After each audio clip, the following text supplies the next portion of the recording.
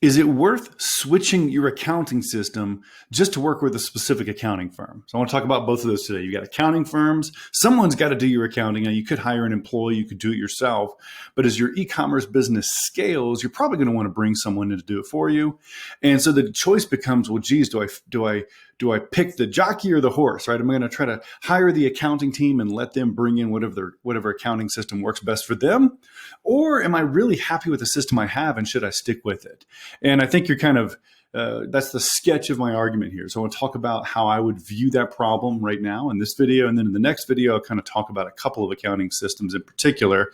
But basically, you need to understand the basics of your accounting system regardless of what you choose. I don't believe that it is wise to completely hand over the reins and not even have access to the system and just have your accountant send you a report every quarter or something like that. I don't like that. I like, as the owner, having the ability to get in and get my hands on important data, whenever I need to get it. And so here are some questions that I would probably ask myself if I were a scaling seller or a growing seller.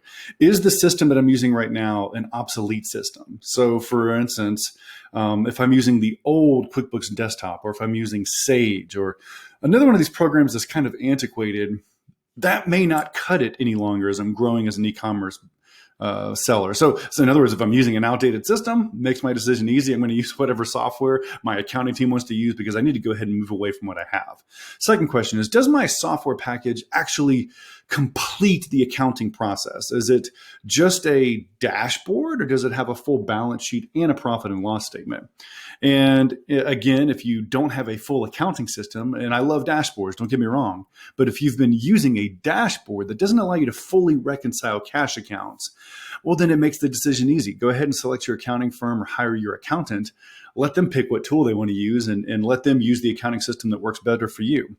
So those are the first two questions. If it passes those first two tests, it's a good software. It fits the basic criteria of probably being web-based, having a full slew of kind of reconciliation tools, and it's not an obsolete system. Then I'm going to ask the question, is my software, if it's relevant, how much do I care about it? I mean, am I the kind of entrepreneur that's looking at my books or in my accounting system 2, 3, 4 times a week?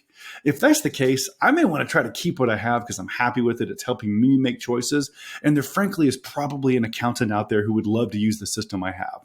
If, on the other hand, I'm the kind of entrepreneur who never touches my books, I look at them maybe once a month or worse yet, maybe once a year when I'm going to get my taxes done, well, then I don't care what software it is. And even if I've already been in a system for a few years, I might be better off hiring the right accounting team to take the load off my plate, where I'm getting more accurate reports and they can just send it to me as long as I have access to them.